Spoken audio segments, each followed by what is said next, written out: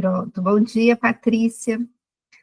Eu queria começar respondendo aqui o que a Vanessa perguntou no último dia sobre Jesus, por que que ele ressuscitou no terceiro dia.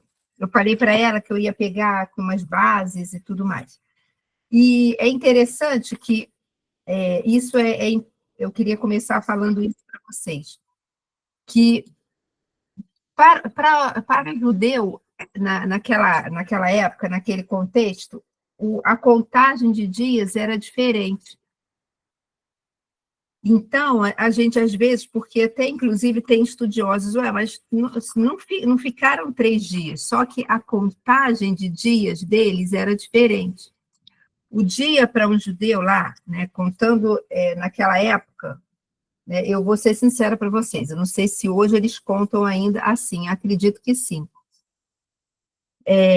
Eles contavam o dia a partir do pôr do sol, né? A partir das 18 horas começava a contagem do dia e ia até, né, próximo ao pôr do sol do dia seguinte. Então, por exemplo, a sexta-feira, né, foi quando Jesus foi crucificado e morreu, ela tinha começado, o dia de sexta-feira começou a ser contado às 18 horas de quinta, entenderam? E iria até às 18 horas da própria sexta. Por isso, Jesus tinha que ser enterrado, lá não era bem enterrado, né? Tinha que ser sepultado antes das 18 horas, porque senão ia virar o outro dia e eles no sábado eles descansam, eles não descansavam, eles não faziam nada. Então, por isso essa preocupação. E para o judeu, essa contagem do dia significa Onah, eu não sei como é que fala, é O-N-A-H, né, que é essa contagem do dia inteiro. E para eles, vamos supor, se lembra que eu falei? A sexta-feira começou às 18 horas de quinta.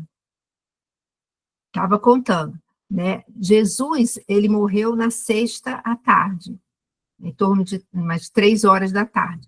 Mas, para eles, para a gente, fala assim, mas só vai contar um dia, só né, quando fizer 24 horas. Mas não, a contagem deles era diferente.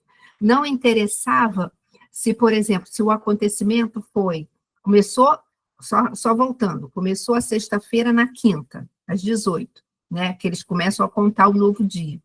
Então, não adianta, não interessava se o acontecimento em si, seja ele qual for, acontecesse 9 horas da manhã, 7 horas, 8 horas, 10 horas, eles já contavam como um dia inteiro, uma sexta inteira, entendeu? Então, por isso, mesmo tendo sido na sexta à tarde, eles já contavam como o dia inteiro. Então, ficou uma sexta inteira, um sábado inteiro, e Jesus ressuscitou num domingo pela manhã.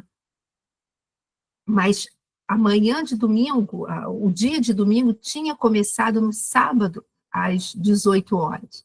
E mesmo sendo de manhã ainda, eles já contavam um dia inteiro. Então, por isso, realmente, ele ficou, segundo a contagem dos judeus, 3 dias morto. E ele ressuscitou nesse terceiro dia.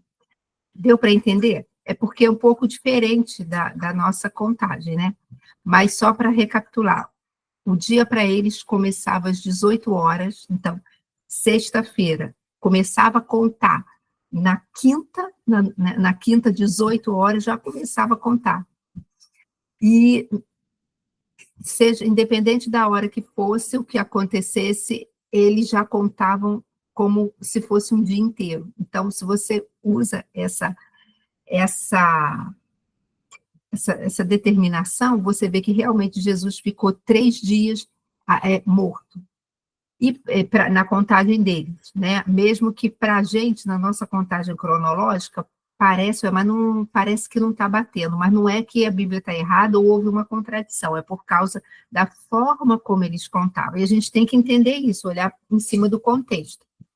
Uma outra coisa também, uma outra razão, para os judeus, eles só consideravam uma pessoa morta após 3 dias. Antes, eles achavam que a pessoa não estava morta ainda, ela poderia voltar a viver. Após 3 dias, eles consideravam aquela pessoa morta, porque, segundo eles, era quando começava a decomposição do corpo, aquelas coisas todas. Se lembra que Lázaro, Jesus ressuscitou Lázaro no 4º dia? Ou seja, para não ter dúvidas para eles, né, de que realmente não era uma farsa. Realmente ele estava morto e Jesus foi lá e ressuscitou. Então, assim, esse milagre de Jesus foi o último ali antes da crucificação dele, da morte, né? E isso acelerou até mesmo todo esse processo da crucificação, porque houve um reboliço ali, né? Houve um reboliço e, inclusive, as multidões aí continuavam seguindo Jesus e iam à casa de Lázaro porque queriam ver aquele que estava morto e tinha voltado a viver, e isso acelerou ainda mais a ira daqueles fariseus para que isso acontecesse. Então, eles acreditavam que a pessoa estava morta após esses 3 dias. Então, também Jesus ele veio para cumprir toda a lei, ele não ia contradizer, ele não teve nenhuma contradição, ele fez tudo. E também tem alguns versículos que eu vou ler aqui para vocês, para poder corroborar isso. Olha só, quem tiver com a Bíblia aí, se quiser abrir Mateus 16, 21. E também Jesus, ele mesmo predisse, né? De que ele morreria, e no 3º dia ele ressuscitaria. Só isso aí já seria suficiente, né? Mas tem aqui, vamos ler alguns versículos só para ficar dentro da palavra, tá? Mateus 16, 21, eu vou ler aqui, olha o que fala.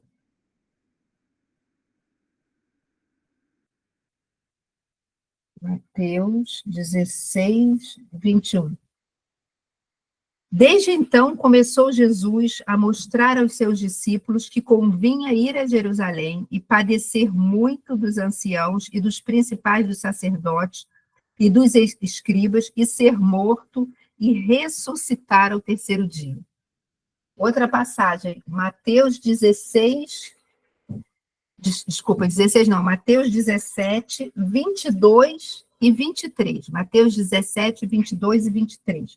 Eu vou ler aqui para vocês, olha. Ora, achando-se eles na Galileia, disse-lhe Jesus, o Filho do Homem, né, estava falando dele mesmo, será entregue nas mãos dos homens, e matá-lo-ão, e ao 3º dia ressuscitará. E eles se entristeceram muito, né? Outra passagem, Lucas 18, vamos lá em Lucas, deixa eu abrir aqui.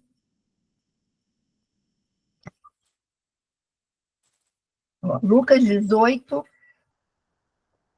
de 31 a 33. Lucas 18, 31 a 33.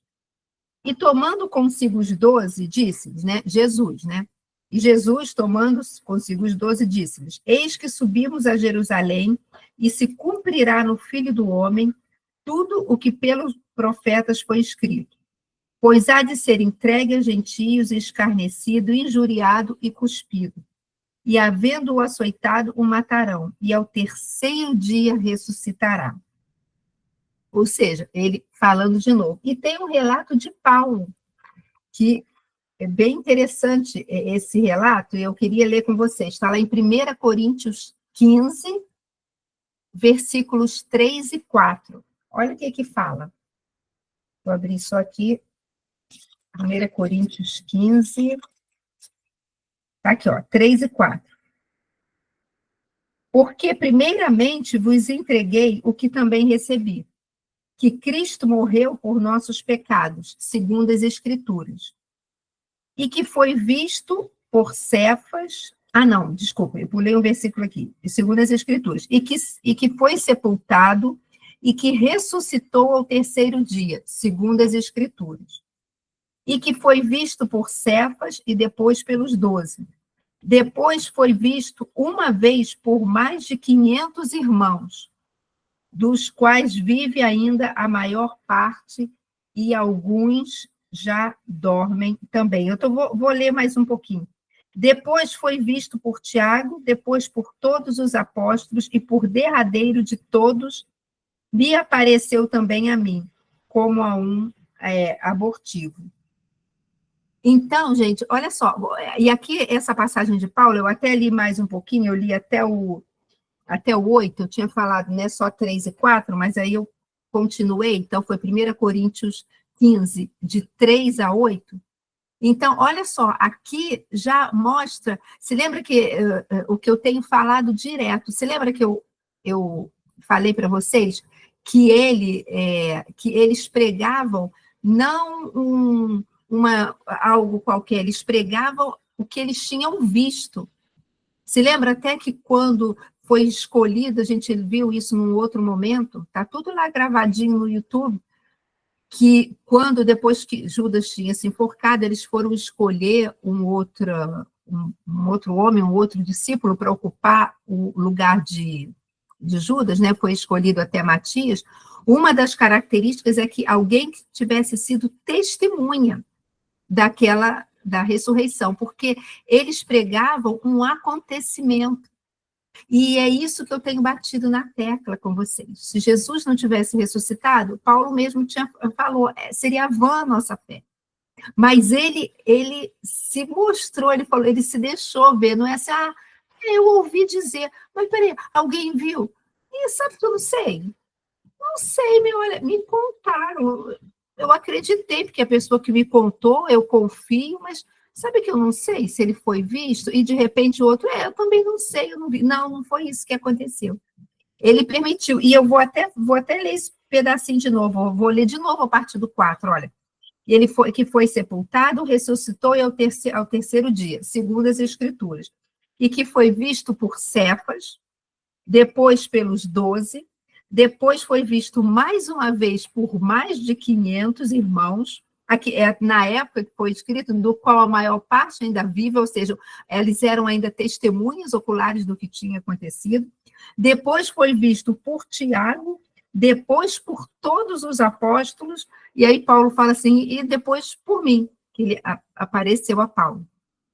E também, na verdade, ele ainda tinha até aparecido, você lembra lá dos 2 discípulos lá de Emaús, que ele apareceu às mulheres quando chegaram no túmulo. Então, olha só, ele se deixou ver, era um acontecimento. Não era, eu ouvi alguém dizer não sei de onde, não.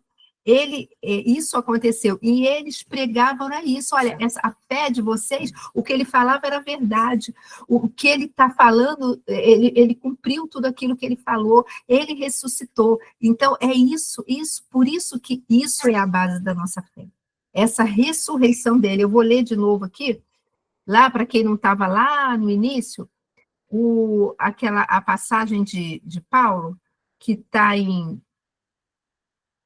1 Coríntios 15, 17, eu vou ler de novo naquela versão que eu falei, amplificada, que fala assim, e se Cristo não ressuscitou, a vossa fé é vã e sem poder, ou seja, é uma mera ilusão, e vocês ainda estão em seus pecados, e sob o controle da penalidade do pecado. Então, é isso que é importante.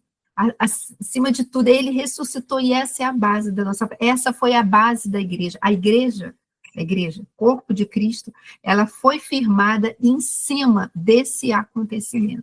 E, gente, olha só, por isso ela subsistiu. Se fossem em ideias humanas, não teria sobrevivido a tanta perseguição, porque se a gente parar para pensar, humanamente falando, como a igreja conseguiu chegar até hoje?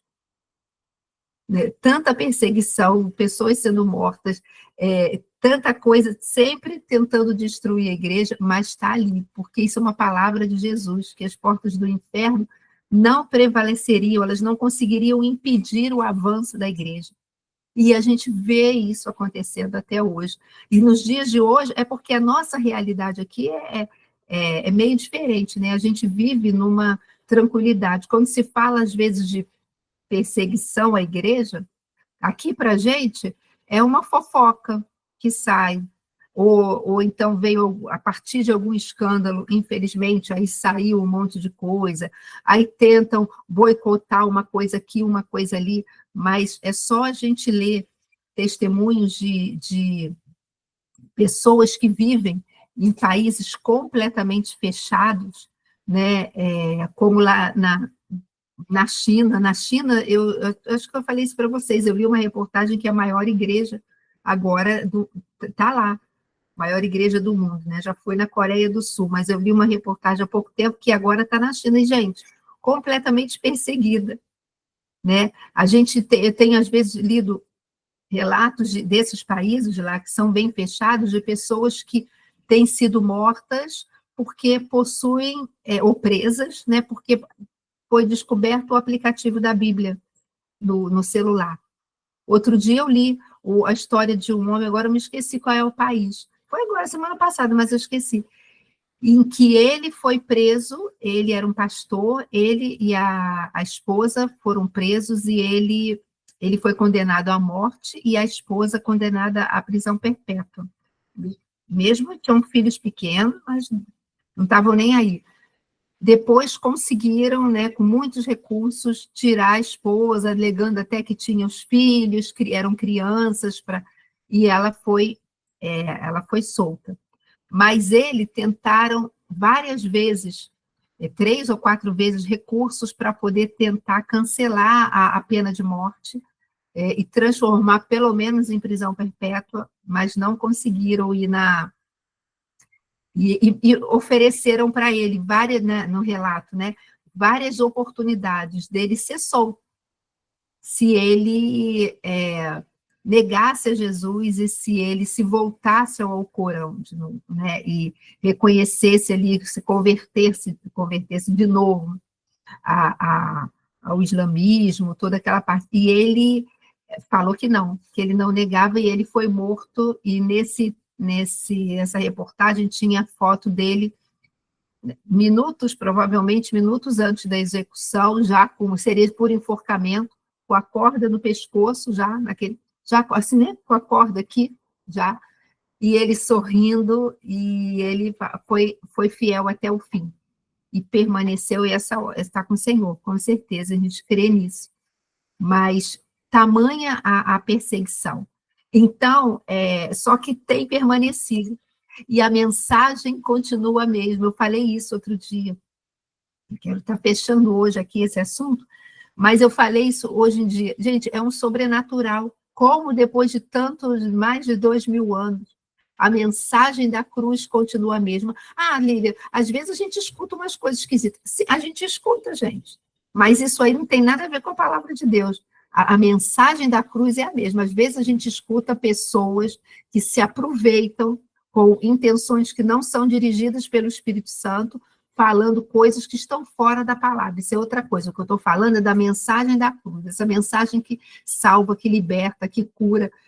Como? Eu até falei isso, se a gente for brincar aqui daquela telefone sem fio, provavelmente a primeira pessoa que lançar uma frase, quando chegar na última, já mudou alguma coisa.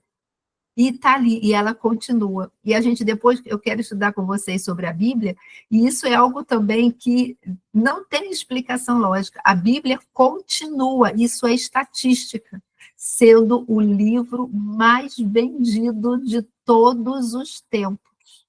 Tinha uma estatística que eu nem sei se ela ainda está... o primeiro lugar continua sendo a Bíblia. Se o segundo lugar ainda continua sendo esse, eu vou pesquisar para poder trazer para vocês quando a gente começar a estudar sobre o que é a Bíblia mesmo, em que, assim, disparado, estava lá a Bíblia em primeiro lugar, depois disparado, o segundo lugar, com um espaço enorme, vinha a saga de Harry Potter. Mas a Bíblia estava lá, com toda a perseguição, com todo mundo tentando contradizer e falando que é maluquice, que isso é besteira, né? As maiores ideologias aí, as mais loucas, as coisas. Porque Deus é fiel, porque Ele é poderoso, porque é uma grande carta de amor, né? De um pai apaixonado para os seus filhos. E eu queria ler aqui para vocês. Assim, eu achei isso estudando, e eu queria ler para vocês algumas declarações de pessoas influentes e que elas falaram sobre a Bíblia, são pessoas que são ateus, homens, eles são ateus. E olha o que eles falam entre o que eles creem e o que é a fé. Eu vou ler aqui o que Richard Dawkins, né, e Sam Harris falaram contra Pedro, contra o que Pedro pregava. O que Pedro pregava? Pregava a ressurreição. E é o que nós pregamos. Olha o que eles falaram. Eles apresentam, só para vocês entenderem, ó, esses homens apresentam sua crítica típica de todas as coisas, contundente, típica de todas as coisas do Antigo Testamento. Eles destacariam as diretivas, por que eles não acreditam na palavra de Deus? As diretivas genocidas de Deus aos antigos judeus e falariam de forma persuasiva sobre os perigos da religião, citando as atrocidades acometidas em nome da religião. Então, esses homens ele vêm falar porque, em cima disso aqui, que Deus ele era cometido atrocidades, por que eles não acreditam? Olha só que interessante, o que esse Richard Dawkins, né? Ele, num livro que ele escreveu, o nome do livro é Deus, um delírio. Olha o que ele escreveu. O Deus do Antigo Testamento é talvez o personagem mais desagradável da ficção. Ciumento e com orgulho, controlador, mesquinho, injusto e intransigente, genocida, étnico e vingativo, sedento de sangue, perseguidor, homofóbico, racista, infanticida, filicida, pestilento, megalomaníaco, sadomasoquista e malévolo. Olha o que o outro falou em Sam Harris, ele também, um livro dele que é chamado Carta a uma Nação Cristã. Chegou a hora de admitirmos que a fé nada mais é do que a licença para que as pessoas que a licença que as pessoas religiosas dão umas às outras para continuarem acreditando quando as razões falham. Outra coisa que ele também falou nesse mesmo livro, esse Sam Harris, o fato de que a minha rejeição do cristianismo pública e contínua não me preocupa nem um pouco, já demonstra o quanto considero inadequadas as suas razões para ser cristão. E a última coisa do Richard Dawkins, uma outra, do mesmo livro, né, Deus, um delírio, ele escreveu assim: é preciso dizer, para ser justo, que grande parte da Bíblia não é sistematicamente cruel, mas simplesmente estranha, como seria de se esperar de uma antologia caótica de documentos desconjuntados, escrita, revisada, traduzida, distorcida e melhorada por centenas de autores anônimos, editores e copiadores, que desconhecemos e que não se conheciam entre si ao longo de 9 séculos. Isso a gente vai ver depois, tadinho, completamente enganado, porque a Bíblia não há contradição. Homens realmente, ao longo de muito tempo, das diversas classes sociais que escreveram sem contradição. Gente, isso não é algo natural. Então, isso tudo, gente, com certeza influenciou pessoas, esses livros desses homens? Claro que sim. Mudou o pensamento de pessoas? Claro que sim. Só que nada disso parou o que Deus estava fazendo. Então, o que eu queria deixar para vocês, para a gente fechar, não permita que nada, sabe, que falas de pessoas que não conhecem a Deus, ou o sistema desse mundo. Não permita que isso influencie vocês. Não permita que isso tire vocês da direção da palavra. Fica com a palavra. Se tiver que escolher, escolhe a palavra. Não coloca empecilho para ninguém, para ninguém deixar de conhecer a palavra. Torne a palavra o mais simples possível para as pessoas entenderem. E mais ainda, deixa Cristo ser visto através da vida de vocês, esse Cristo ressurreto, através da nossa vida, através de como a gente fala, de como a gente anda. Se alguém diz estar em Cristo, deve andar como ele andou. Ah, Lília, mas a gente não é perfeito. Não, realmente não somos. Mas nós estamos aqui, como o Paulo falou, imitadores. Sede meus imitadores, como eu sou de Cristo. E eu gosto de falar isso porque, gente, isso é uma afirmação corajosa. Paulo, em outras palavras, ele estava falando o seguinte: olha só, pode olhar para mim, sejam meus imitadores, pode olhar para mim, pode me copiar, porque eu estou aqui, eu estou olhando para aquele que é perfeito, eu estou copiando ele. Então, o que vocês me virem fazendo é o que eles fazem. O que eles fazem, não, o que ele faz. Então, pode olhar para mim, pode me copiar. Só que é claro que a gente entende, porque a gente usa essa desculpa, não olha para mim, não, olha para mim, não. Olha para Jesus, tentando passar uma humildade. Mas, gente, isso não é soberba, não. Se esse mundo não ver Jesus, não vir Jesus através da gente, eles vão ver através de quem? Me diz. Jesus não vai voltar como ele voltou, em carne e osso, para estar aqui como ele esteve, caminhando entre os homens, fazendo. Ele não vai voltar para fazer isso. E quando ele voltar, ele já vai voltar em glória para buscar a sua igreja. Então, as pessoas vão ver Jesus através da gente. Então, se alguém diz estar em Cristo, deve andar como ele andou. O que Jesus faria? Ele mentiria ou ele falaria a verdade? Ele machucaria ou ele traria para a cura? O que ele faria? Porque o que ele faz, eu quero fazer. Mas aí, voltando para essa questão de Paulo. É claro que Paulo sabia que ele não era perfeito. Gente, Paulo, claro que Paulo sabia. Olha o que tinha acontecido, o que ele fazia antes. Mas ele não permitiu que o passado dele o condenasse.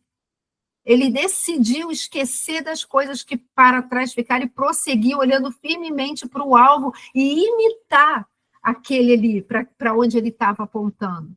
E dar aquela, deixou Deus dar aquela guinada de 180 graus na vida dele. Mudou completamente o rumo. E isso é conversão. Isso é conversão, é mudança de direção, é mudança de mente.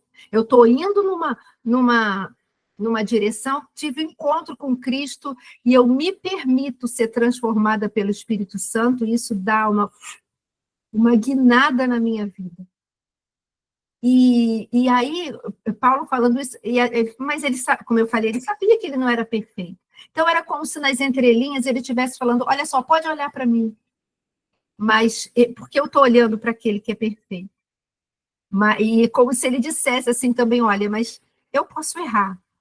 Quando eu errar, não repita os meus erros, mas continue olhando para mim no sentido de que eu continuo olhando para ele, eu percebi que eu errei e eu vou me correr, tipo assim, sabe, eu vou correr para os braços dele e pedir para ele: Senhor, eu errei, eu dei mancada, eu pequei, eu sei que na cruz você já me perdoou, então me ajuda aqui, me reposiciona e vamos embora, e vamos em frente. E é assim, gente. Sabe, é assim, a nossa vida tem que ser essa, para que as pessoas possam olhar e falar assim: eu quero esse Jesus. Eu sei que você passa luta, eu sei que não é tudo assim um mar de rosas, que existem problemas, mas mesmo na hora dos problemas você está ali firme. Não é só um Jesus de encher meu bolso de dinheiro, de não ter mais, eu não tenho mais problema nenhum. Foge desse evangelho. Se alguém te pregar um evangelho que fala: vem para Jesus e todos os teus problemas acabaram, chuta que é laço. Porque não é isso. Jesus falou: no mundo tereis aflições. Nós passamos por momentos difíceis, mas em todo o tempo Ele está com a gente, em todo o tempo Ele está dando a direção para nos dar a vitória, para nos mostrar: olha, esse é o caminho, andai por ele. Não vos desvieis nem para a direita nem para a esquerda, mas você vai ouvir uma voz atrás de você. Esse é o caminho. E Jesus disse: eu sou o caminho. Se ele disse: eu sou o caminho, ele é a direção a ser seguida. E é isso que a gente tem que pregar. Mulheres, é isso que a gente tem que pregar na nossa casa, para o nosso cônjuge, para os nossos filhos. É isso que a gente tem que pregar onde a gente trabalha, onde a gente estuda. E se o tempo todo com a nossa vida, como dizia um pregador antigo, e se necessário for usar palavras, porque a nossa vida vai refletir Cristo, de forma que as ações vão estar falando muito mais. Aliás, ações falam muito mais do que palavras, né? Eu posso falar, mas o que eu faço, ou o que vocês fazem, fala muito mais alto do que palavra. Porque senão você, mas como assim? Ué, você é crente, mas peraí, você falou isso tudo, mas não tem nada a ver com o que tu está fazendo. E então, deixa eu te falar uma coisa. Você viu que Cristo morreu e ressuscitou por você. Então, não desista. E eu vou ler aqui umas coisinhas para vocês, e eu queria que vocês prestassem atenção nisso, sabe? E meditassem cada palavra. Se quiser ficar de olho aberto, de olho fechado, não tem problema, mas eu queria que vocês meditassem. Primeira coisa, por que é tão importante a gente não tá criando obstáculos e tá pregando essa ressurreição, pregando essa base da nossa fé? Porque a fé, olha isso aqui, a fé da próxima geração pode depender disso. A fé do seu vizinho pode depender disso. Algum dia, a sua fé pode depender disso também. A igreja, o corpo de Cristo, nasceu alimentada pela mensagem da ressurreição e nivelou a todos, reduzindo todos ao status de pecadores que precisam de um Salvador. Todos nós precisávamos de um Salvador, toda a humanidade precisa de um Salvador. Todo mundo, isso não interessa classe social, não interessa raça, não interessa cor, não interessa nada. Interessa onde mora, localização geográfica, a humanidade toda precisa de um Salvador. E como resultado, nós estamos aqui hoje, por causa dessa entrega dele. Então, decida, por causa disso que ele fez, querido, para a gente fechar. Decida não desistir. É uma decisão, porque se nós formos guiados pelos nossos sentimentos ou emoções ou circunstâncias, toda hora vai estar concorrendo aí alguma coisa para que a gente não vale a pena, não, eu vou largar, eu vou abandonar Jesus. E ele não te abandonou, ele foi até o final. Ele até abriu o coração lá no jardim do Getsemane para o pai e falou: pai, se possível, passa de mim esse cálice. Se for possível, tipo assim, entre outras palavras, se tiver um plano B, ele sabia que não tinha, mas se tiver um plano B, mas ele estava desabafando, isso fala com a gente, tem problema você se derramar na presença dele, não, se derrama, se desabafa com ele, não desabafa no Instagram, nem no Facebook, nem no Threads, não, desabafa com ele. Ele desabafou com o pai. E, como eu falei, é claro que ele sabia que não tinha um plano B, mas ele abriu o coração, pai, se for possível. Se tiver um plano B, usa esse plano B. Ele sabia o que ele ia sofrer, mas que não seja feita a minha vontade, mas a tua vontade. Rendição. E ele fez isso por amor a vocês e a mim, por amor a cada uma de nós, individualmente, porque ele morreu pela humanidade, mas o seu amor se revela de forma individual para cada uma de nós. Então, não desista. Apesar de alguns cristãos que você conheceu. Às vezes tem alguns cristãos, e às vezes até a gente mesmo. Fala assim, tem alguma coisa errada. Mas não desista. Não use como desculpa às vezes, um comportamento fora da palavra de uma outra pessoa para justificar o seu não desejo de mergulhar numa intimidade com Deus. Decida não desistir, apesar de algum dos cristãos com quem fez negócios. Eu já fui enrolada por cristão, já. De emprestar e não pagar, aquelas coisas assim, já. Mas o que Jesus tem a ver com isso? Ele não tem nada a ver com isso, muito pelo contrário, deve ser, não acredito, não acredito. Jesus falando, ai meu Deus, é fogo, né? Então, decida não desistir, apesar dos exageros e dos escândalos. Gente, a própria palavra nos diz, é inevitável que venham os escândalos, mas ai de quem, ou por quem vieram os escândalos. Não seja você nem eu a promovermos escândalos, ou sermos pedras de tropeço, mas também que o escândalo lá de outra pessoa, tá vendo? Olha só, por isso que eu não acredito em nada. Por isso que eu não acredito. Olha só, olha o escândalo que aquela igreja ali aconteceu, ou então que aquele cristão que tem uma influência, que de repente está na mídia, alguma coisa assim, fez, ou então até dentro da igreja. Não permita, decida não desistir. Decida não desistir, apesar de como você vê a Bíblia. Aquilo que você ainda não entende, não descarta, não. Procura ajuda. Pergunta alguém da sua família, procura alguém da igreja, sabe? Olha, eu não estou entendendo isso aqui. Teve um outro dia que eu escutei, até o Bispo André também citou isso, porque a gente estava junto, né, assim, no mesmo ambiente, uma pessoa falando, eu não consigo entender ainda, eu não consigo ainda entender, eu fico meio na dúvida, esse negócio de Mar Vermelho, abrir o Mar Vermelho, eu estou achando que isso aí é uma alegoria.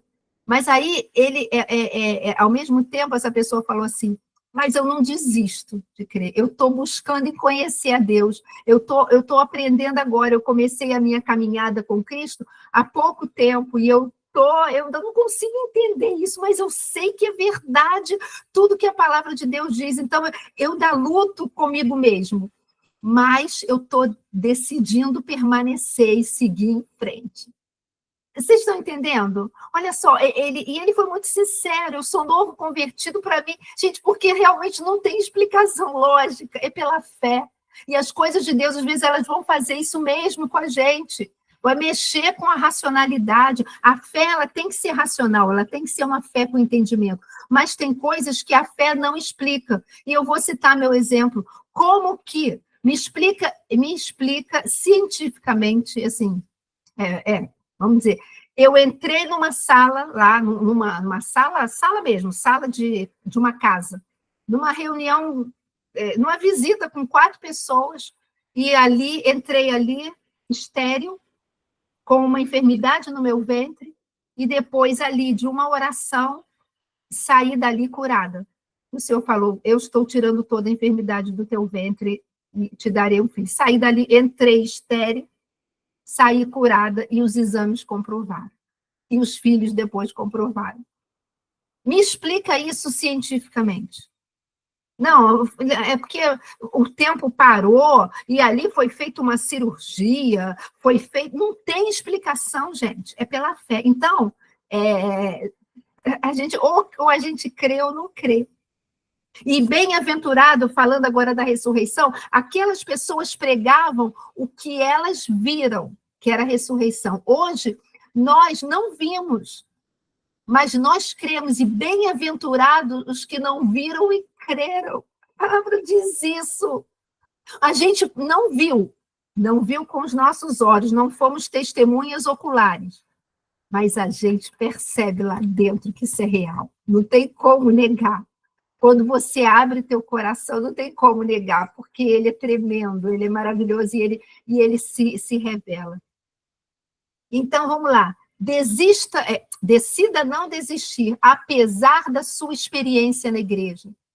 Gente, talvez algumas aqui de vocês E eu, inclusive, já fui ferida na igreja. Fui ferida e eu me lembro que eu sempre fui animada. Assim, né? Vocês veem que eu sou animada.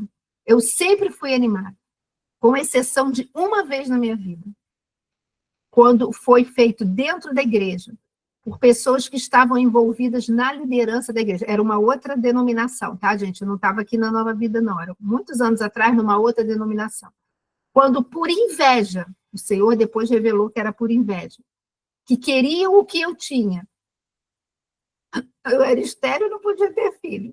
Meu noivado, casamento, Deus também fez o mover. A casa que eu morava, não é essa aqui, é a outra, o Senhor falou, eu estou dando essa casa para vocês. Ele sabia que a gente não tinha condições, ele moveu todas as coisas, e ali vai ser casa de oração. E eu vi ali o Senhor operando isso. Então, tudo era ele que tinha feito, tudo.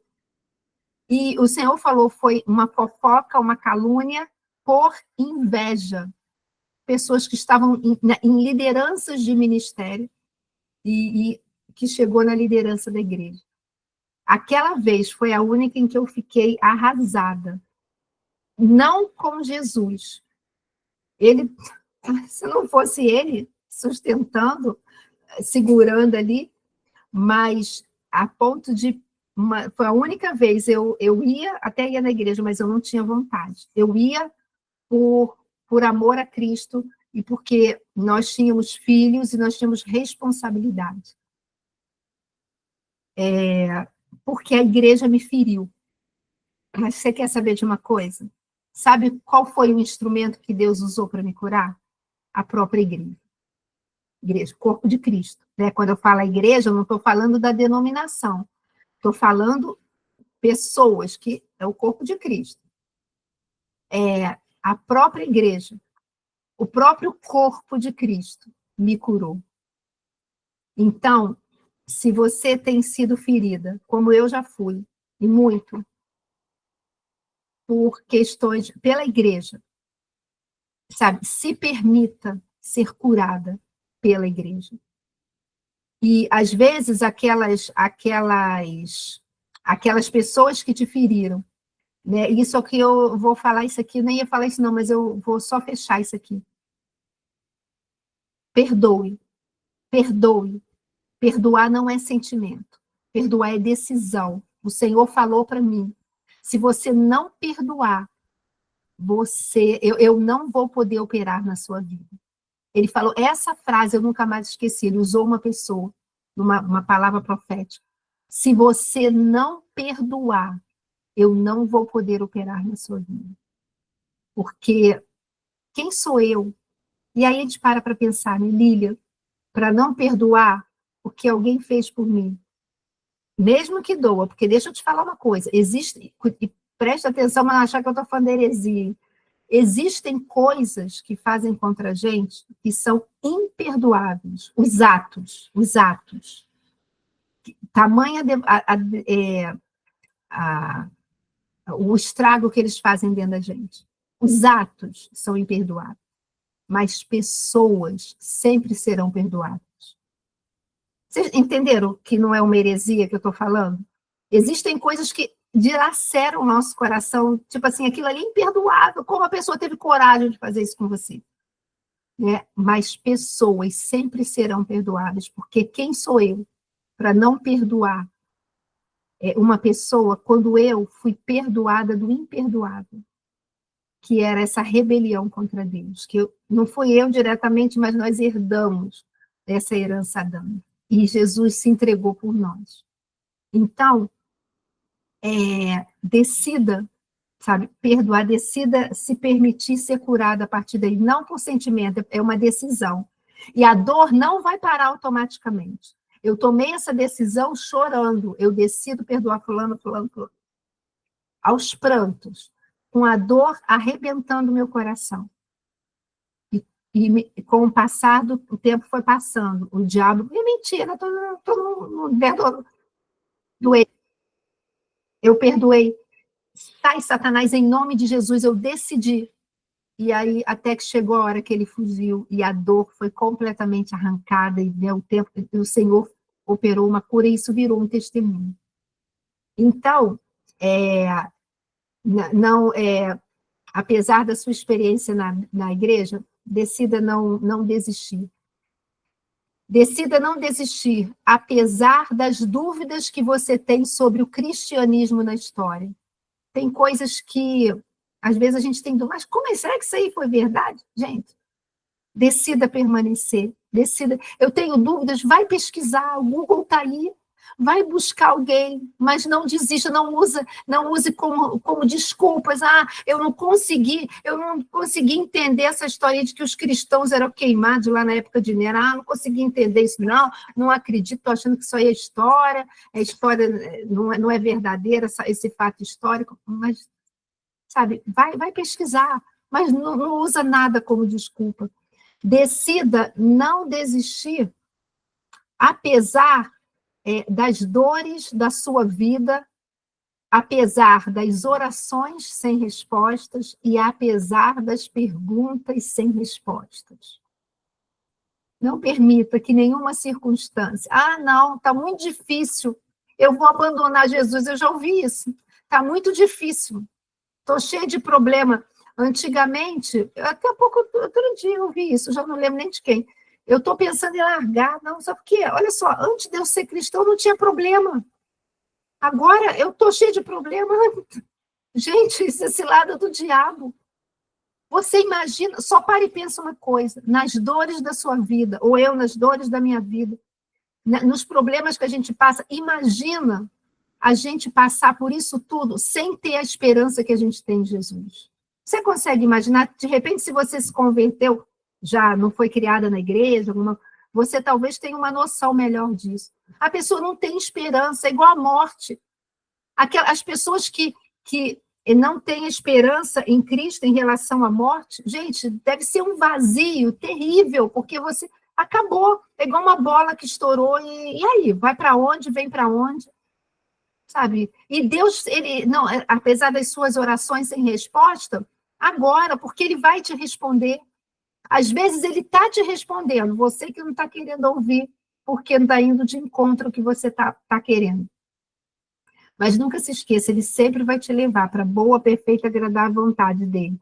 Eu estou terminando. Então, não desista, decida não desistir, por quê? Sabe por quê? Apesar disso tudo aqui que eu falei, porque a base da fé cristã não são os cristãos. Então, o que eles fazem não pode mexer com o que eu creio. A base da fé cristã não é o comportamento dos cristãos. Não é o comportamento de A ou B que vai ser a base da minha fé. Decida não desistir, porque a base da fé cristã não é ter uma oração respondida. De repente, eu também, gente, tem orações que ainda não foram respondidas. Ou então está no espera, né? Que é aquela parte que a gente também não gosta muito. A gente só gosta do sim, né? O não e o espera a gente não gosta. Eu também tenho, então por isso eu vou abandonar tudo, não, sabe? Mantenha, porque a base da tua fé não é porque Deus ainda não respondeu. Desculpa, ainda não respondeu, porque Ele responde. Ele ainda não respondeu, vamos colocar assim. Decida não desistir, porque a base da fé cristã não é ter todas as respostas para as nossas questões. Tem coisas que às vezes a gente não entende, sabe? Porque até o Senhor falar que aquilo tudo lá tinha sido por inveja, eu não consegui entender. Por que aquelas pessoas tinham cismado com a gente, cara? Como assim? A ponto de falar, olha, a gente frequentava a casa de vocês para poder ver como que era a dinâmica da vida de vocês e usar contra vocês. Eu ouvi isso, gente. Eu falava assim, como assim, gente? O que a gente fez? O que a gente fez? A gente não estou entendendo que se a gente fez alguma coisa, vamos pedir perdão. Até que o Senhor depois falou, era inveja. E sabe o que o Senhor falou mais quando Ele falou que era inveja? E sou eu que não permito que elas tenham. Deus sonda o coração, querido. Ele sonda o coração. Então, decida não desistir, porque a base da nossa fé é o que celebramos a cada encontro, mas especialmente na Páscoa. Então, decida não desistir por causa daquilo que a gente celebra. Em todo tempo, todo dia, toda ceia é motivo de nós relembrarmos isso. esse sacrifício que foi completo, morte e ressurreição. E na Páscoa a gente tem aquela festa enorme, porque a gente celebra essa ressurreição. Então, para a última frase, decida não desistir, porque a base da nossa fé é a ressurreição de Jesus, que morreu e ressuscitou, para que você fosse livre do pecado e pudesse ter de novo, Zoe, a vida do próprio Deus em nós. Tudo bem? A gente fecha aqui esse momento como é que fala? Da ressurreição de Jesus. Deixa eu só parar aqui.